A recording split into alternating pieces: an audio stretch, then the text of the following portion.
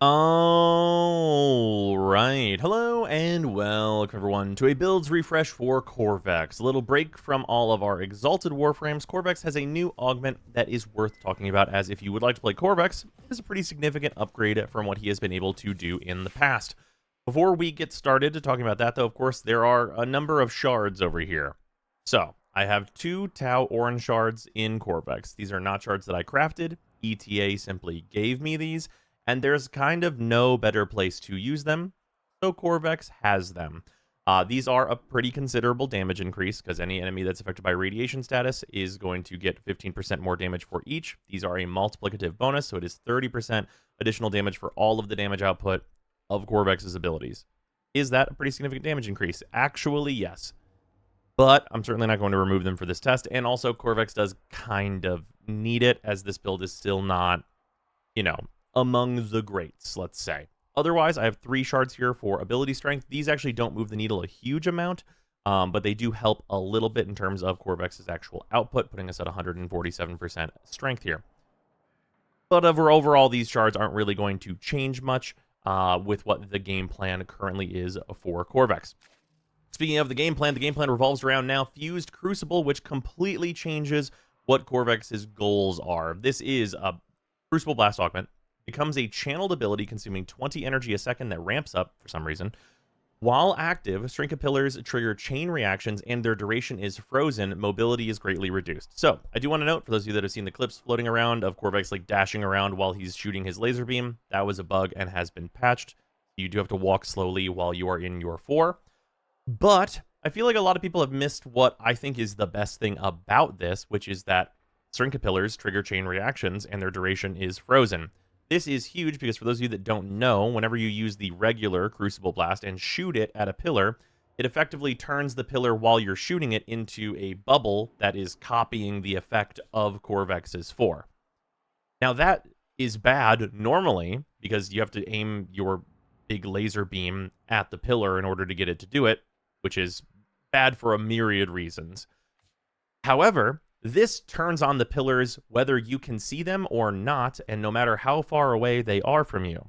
And what that means is you can kind of set down your pillars in places where you would like to be shooting your ult in all directions, and you can put a pillar in one area, pillar in another area, and then you can go to a third area and get really significant map coverage of where enemies are spawning and like where you are also defending, meaning that like you can just take on a lot of enemies at once, and especially if you can like kind of manipulate where like enemies are spawning, you can put a pillar there and just kill everybody as they spawn in, which can lead to some pretty high kill counts.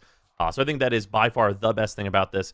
This is another in a series of augments that I really think like, why doesn't Qorvex's 4 just do this? Because this is like an interesting gameplay and synergy between Crucible Blast and the pillars without this augment are totally useless and a complete waste of everyone's time. But I've been beating that horse for ages. I mean, we got another Gyre augment that is also still only adding to the list of augments you might like to have on her. And this one is just going to become a standard on Qorvex, so -1 mod slot for Qorvex, everybody. Other than that, ability-wise, we do replace our 2 with Roar. Roar is kind of the only subsume that is going to help with this game plan because it is going to increase the damage of you, your Sentinel, and your pillars on their damage output whenever your Crucible Blast is on. And nothing else really does that. I've seen other people saying like Ophanim Eyes and stuff like that, and that's all well and good for enemies that just Qorvex is engaging with. But whenever you want to increase damage on the wider scale, nothing is going to beat Roar in this slot.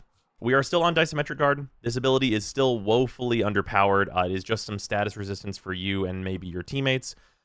Generally speaking, I really wish that this had either a huge armor gain or just straight up damage reduction on it. And also, whenever you gain charges, it should probably heal Qorvex by default, though we do have a thing that it can add some healing into Qorvex's kit that we're going to be using today. But this ability is pretty underpowered, and whether you turn it on or not, you're probably not going to notice. It does mean that maybe we don't have to run Prime Sure-Footed on this build, which is fine, I guess. But an underpowered ability for sure. And then, of course, we have the Crucible Blast, which is being modified. Big note here, while you are using Crucible Blast, you are invincible, which means while you are channeling Crucible Blast through the Fused Crucible, you are invincible. So a lot of your survivability is going to come from just being in your 4 all the time, which is what you want to do anyway. For that, efficiency-wise, we are on Fleeting Expertise to get up to that 160% ability efficiency and docking down our duration quite a bit. We're at 95 duration, which is just fine because our 1 is going to have its duration pause and also has a pretty long duration, as you can see by default anyway. So not much worry in terms of our duration. We are losing a little bit of efficiency through that slightly negative duration on our 4, but nothing much we can do about that. The energy has been manageable for me. Also, we're on Prime Flow to hold all of the energy and stay in R4 for longer, and the holding all of the energy is mostly coming from the new Arcane, which is Arcane Universal Fallout. Now, as you can see, I only have a rank 1 of this Arcane. This comes from ETA. Now, ETA is, of course, like what a lot of people would consider to be like end-game progression, and you can only get this Arcane from there, but it was tailor-made specifically for this Qorvex build. So this, at its max level, gives a 6% chance per radiation status for an enemy to drop a universal orb on death. That is a 60% chance because radiation stops at 10 stacks, which is extremely, extremely consistent. Even at rank 1, which is a 20% chance on any enemy that is dying from our 1 pillars or our 4, means that we have a 20% chance to get those universal orbs, which are both energy and health. That means we're going to have healing from this, and we're going to get energy back from this anytime that this triggers. The higher you get this, the better it will be, but I don't suppose many people are going to have a max of this at the current time. That being said, I do think that it is entirely possible that you could swap out Fleeting Expertise for Streamline, or maybe for another power mod, maybe like a Stretch or something here. And I do think that that is possibly going to be better if you have a maxed copy of Universal Fallout, but I know most people won't, again. Otherwise, in terms of range, we're on Cunning Drift and Overextended. Overextended and Cunning Drift put us just over 200%, which 200% I think is where you kind of want to be ideally for this. You could try ducking down and going on just Stretch and the Augur Reach instead of Umbral Fiber if you want to try that. Or maybe if you have that maxed out Universal Fallout, doing Stretch plus Augur Reach might be enough range for most of your situations, but I found this to work quite well. Obviously, we're also on Prime Continuity to counteract the Fleeting Expertise here, so we still have okay duration. And then otherwise, we are on the full suite of Umbrals. We have an unranked Umbral Fiber because I don't think it would be ever worth it to put 2 Umbrals and also a 6th Forma into Qorvex. Maybe Qorvex Prime will be worth such an investment, but as it stands, definitely don't do that. So we do have the unranked Umbral Fiber here. If this was maxed, obviously that would be better, but because you're going to be ideally invincible most of the time, we're not too worried about that. Otherwise, we're just getting, a bunch of strength from the Umbral mods, and we're getting enough vitality. Then we also have enough armor that we can be reasonably survivable just on our health. And then also for the last bit of strength, Molt Augmented is taking us from that 147 up to just above 200% as well. It is reasonable. I will note that if you want to cheapen this build, and especially if you just don't want to use this Umbral Forma, just don't run Cunning Drift. Just don't open the Exilus slot. Don't run Cunning Drift, and don't put this Umbral Forma in, and that'll be just fine. That'll be A-okay. That should not, sacrifice too much in the build. I think you'll be fine, especially if you have a little bit higher of a Universal Fallout or something. You can probably very much get away with that, especially if you, as I suggested, are, trying to replace this with a higher copy of this.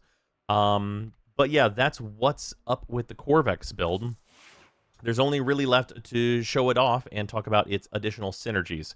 Now, the additional synergies, because this is kind of a tower defense / mobile base style gameplay where you're throwing down your 1s and then just having them kind of passively kill enemies in the area, and you're spending a lot of energy to do so, the best companion for that is to have a swarm of death cubes with Verglass. You obviously need energy generation, which of course we have energy generator and synth deconstruct. Synth deconstruct not doing a whole amount, a whole huge amount here. Normally for equilibrium and such, but you can make room for equilibrium shards if you decide to, and it's useful for that. This is just kind of the standard Verglass dupe build, which is just duplicating death cubes that are holding the Verglass. Making invincible Verglass holding death cubes means that you'll have a little swarm of enemies that is going to take down any kind of harder targets, as they are very capable of killing many, many enemies this way. You'll, of course, also have the Death Cube with the Verglass attached to you, and because against single targets with Qorvex, R4 does really terrible single target damage, is very, very low. Having Death Cube with us while we just are sticking to our invincibility is very good, because Death Cube will be more effective than we are at killing single Eximus that are walking up on us and it can be quite dangerous for Qorvex to drop out of his 4 in those situations. So just like really adds to the kill rate having that little swarm to take out problem targets without you ever having to drop your 4. Other than that, weapons-wise, things don't matter too much. I mean, the Ogress is nice because you can shoot this and then go back into your 4, and like the lingering effect will burn down enemies, but not anything too crazy here besides that. To show it off real quickly, we are going to show this off in a way where like I'm just going to drop the pillar, and then actually we'll do it this way. We'll drop the pillar here where the enemies are going to be, because that's kind of the whole thrust of this, and then we will spawn them in to show the effectiveness of it. Obviously, we'd have to turn on Roar. And you'll see, like, as I'm spending energy here, especially as it ramps up, I'll start spawning the little additional death cubes, and then they will go and seek out enemies that are being damaged and help burn down the different enemies in the different areas that we were putting R4. And as you can see, like, there's still some, like, harder targets left, like the heavy gunners are still here, but the death cubes make pretty short work of them. And any enemy that would wander into this area will essentially be, like, hit by the pillar that would be turned on. We get to do that in one pretty sizable area here, and then also another area, because the limit of the pillars is 2. So it's pretty decent map coverage. Our duration is, like, short enough to make it so that pretty much on demand we get to recast Roar. And Roar being under 30 seconds is maybe seems bad, but you should at least be dropping out of your 4 and back into your 4 at least that often, so that you have a much more manageable energy gain, because otherwise, as you can see, it ramps up pretty quickly. And if you stay in it too long, you will be in unmanageable territory, but you can quickly drop it and go back in to reset that, which you'll want to do at convenient intervals. But yeah, that's what's going on with Qorvex. It'll make a lot more sense in mission. The thing I will say about this is that it doesn't make a whole lot of sense in some game modes. There's a lot of game modes where this is like reasonable. Defense, interception, survival even, though survival might be a little weird whenever you're with a group. That probably can very much outkill you. But any game mode where you can kind of like hunker down or like are defending an area, this can work fairly well at disrupting and killing enemies in a pretty large and often weirdly shaped area. This can help a lot into. Yeah, so let's jump this into Tau and show it off a bit. All right, jumping in to Tav. We are going to do nuclear reactor things to the enemies. Yeah, overall, this build, one of the weird, okay, so I feel sort of weird about this build, because I do feel as though it kind of is one of the things that DE doesn't generally like builds to be, which is, it's probably going to be very easily AFK-ishable, which is probably against D's desires. So we throw it on the pillar here, throw it on a pillar like here, and then turn our 4 on. We're invincible. The pillar starts pumping. Enemies in the middle here, we can just like laser down, which is, you know, obviously you can see the single target damage is very, very low here, just hitting these lancers and such. You can see like in either direction, we'll turn on our 3. We can fire our laser down here. We can pick up these universal orbs and just grab whatever drops as we are just like going through here with our death cubes and everything. And then on the opposite side of this, you can see our pillar like working on more enemies in this direction. Obviously, the ideal is that you are working on 3 directions at once. So we're going to try and find a spot where we can make that happen. And of course, there is a overall like kind of downside that you can run into, which is, how do I put this? Whenever you put radiation procs on enemies, sometimes that'll prevent more enemies from like going into the AoE like you'd want them to. So you do kind of need to set your 1 up in a way where like enemies would hopefully be kind of grouped for it. Your 1 is also line of sight based. So like in a room like this, for example, you have to put it like here so it can see enemies that are down there whenever it goes off. But a room like this is actually like a good example of a room that's good for this, because like you can like go down into you can have the this pillar up here, and this will hit any enemies that are like coming in through this direction, right? And then down over here, you could like hit this spot, and then you can just laser in this direction. Then any enemies spawning behind you are going to have to go through like a double microwave hallway of bullshit in order to get to you, and every other enemy will be this way. which you'll be able to easily just like see and laser down just by like swiping across everything that you can see. Not to mention, of course, spawning all of the like little Death Cube clones and everything like that. We can, you know, get some stuff done this way though. And just throw up Roar whenever we need it. We should be able to see behind us, unless all the enemies have decided to spawn in here. This is another like spot where it's actually, you know, a pillar here is not bad. Get quite a bit going this way as well, right? Actually, this setup is probably not a bad one in general. Hit enemies on this door and here. Actually, can we do... probably do, like, this way. There's probably a way to set it up where the pillar... No, this does it pretty well. The pillar will kind of go up that a little bit. And then as Qorvex, we can go over here and hit enemies that are in this direction. You've got one outside, one in the middle, hitting up like tons and tons of enemies this way. It's very weird to set up. Like, you're essentially like kind of building your tower defense in a lot of ways. But it's reasonably effective. I mean, we're over 100 KPM right now. So like once you kind of like get your nest set, it is pretty good. You need to go around, of course, and gather energy and everything. But that is not too big of an ask. And like turning off and on your pillars can be like, you know, kind of a big positive as well.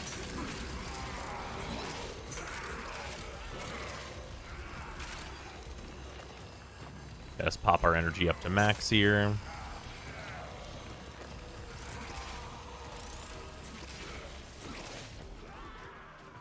The enemy's just trying to get to us, but having to go through, like I said, the microwave hallway of bullshit. On these, like, single-target Eximus, our little swarm of Death Cubes is, of course, helping quite a bit, which just helps with stragglers in general. Like, just, like, any given, like, random enemies that are just around. And with the 200% strength Roar, benefits our damage quite a bit. Also, you can see, like, all of, like, the life support that is being left around over here is pretty advantageous for us. We can just go out here and kind of collect this as we need to. You can see how much work the pillar out here has been doing. Turn this back on. But yeah, it's a very weird playstyle. It is, like, pretty supremely passive, though. Like, you're trying to just be invincible and send out your little clones and have your towers do their dirt. And that's all, like, well and good. But I do feel like if this gets, like, one more piece and becomes, like, very powerful, that it would be, like, a prime candidate for a, oh, wait, this is super AFK and bad for the game, and, like, D would nerf it. You know what I mean? You can see Death Cube helping there a lot. Also, whenever the Acolytes spawn into groups of enemies, that's kind of course, ideal, because that's how Qorvex does most of his damage. You know, I just realized I did not explain that. We're 5 minutes, 600 kills, which is pretty good.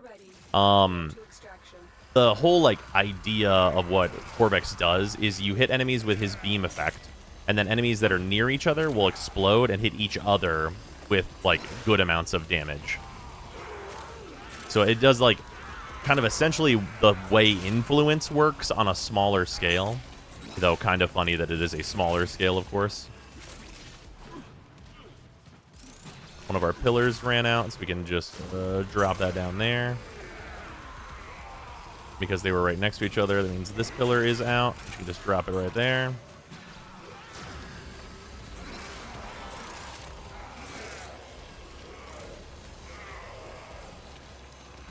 Just get some more killing going. Death Cubes obviously helping a lot here. The Death Cubes help more than, like, you might imagine, I would say, too. Turns out the Verglass is a very powerful thing, and just, like, letting them roam around whenever you don't have much freedom to do so because you're kind of stuck in your 4 is quite nice. But yeah, you're basically just like a mobile base, like, just like Death Cube spawning platform that makes your pillars go crazy, which works pretty well.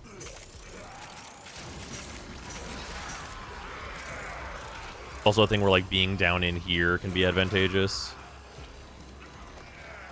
Okay, so it's like rooting around to, like, wherever there are enemies grouped up.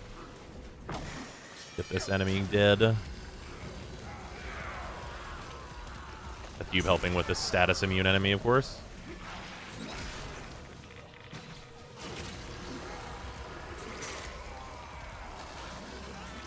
Plenty of stuff outside. Yeah, definitely unfortunate that the dashing around in Qorvex's 4 was not kept. You can also see, like, with this though, how like the 1 is kind of a soft line of sight in some ways.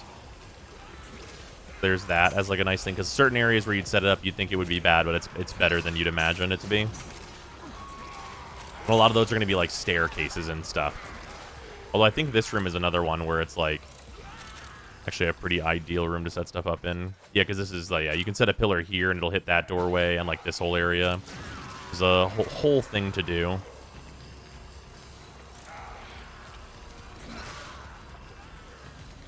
Just laser all this down.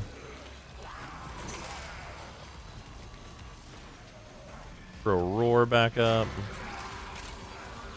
Oh, I got the walking bug. There we go.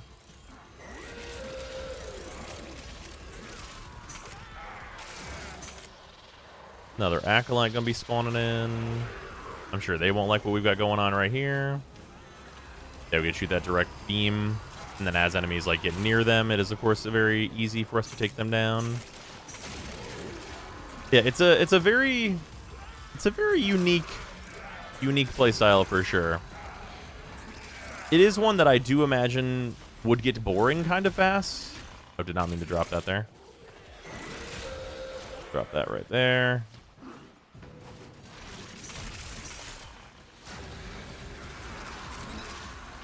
Throw that up there. Hits enemies as they come in there. This one actually might be better served being down maybe over here-ish. We can see this like opening. It's an optimization thing. Like figuring out like the exact correct positioning like per map tile you happen to be in is of course going to be like kind of like the whole thing with this. Is like, hey, where should I be to spawn death cubes who are going to be most efficient at killing enemies? Where should my pillars be where they're going to like be most efficient at killing the enemies that are spawning in from a direction? It's like an optimization problem more than a like play style to figure out, if that makes sense.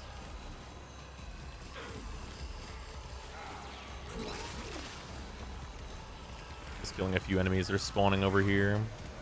Throwing our roar back up.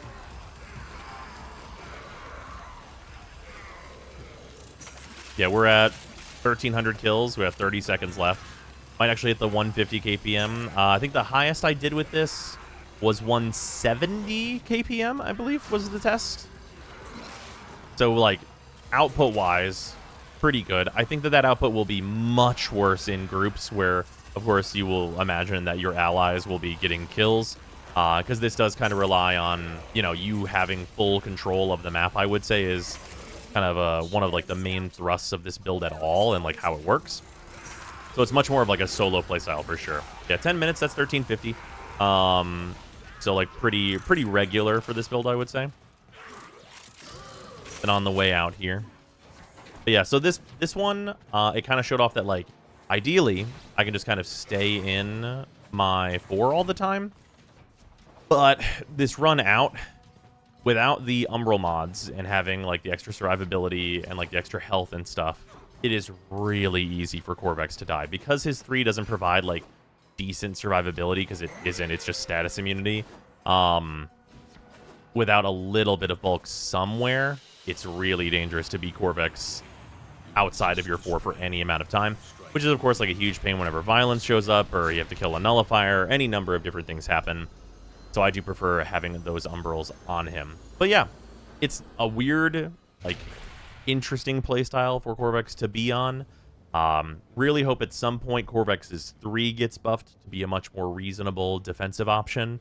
And if that happens, it probably will look a whole lot more interesting and better, especially for the teammates who would then be being supported by both Universal Fallout and his 3 going on to them. That could actually be a pretty decent like support passive AoE type build. But for now, Qorvex is just disappointing in a few different spots still. Glad his pillars have something to do, though. Just too bad it's an augment and not a rework. But yeah, that's going to do it. That's the Qorvex update. Hope you guys have enjoyed this video, and I'll see you tomorrow. Hey everybody, it's time to thank the patrons that are hanging around and supporting the channel. So, to start with that, the $10 patrons are Atheon, Alex Farnham, Arbiter Daydream, Barkus, Benuven, Blotomatic, Brutus Salazar, Candelathra, Blob World, Dylan Dworsky, Athrain, James Harthorn, JC4 Science, Josh, Luzanth, Vikakel, Michta, Nerve, Ruby, Sanyu, Sharp247, The Coupon of Death, Waifu Wars, Wodad01, and Zarafir. Also, thanks, of course, to all of the other patrons for supporting the channel. It is much appreciated. It's a little sneak peek on what we're getting into. There's going to be a lot more of these kind of big re-reviews of weapon types and their new builds and stuff as things changed a lot at the end of last year. And of course, there's also planned new free-to-play before we get into any more big updates. So look forward to that.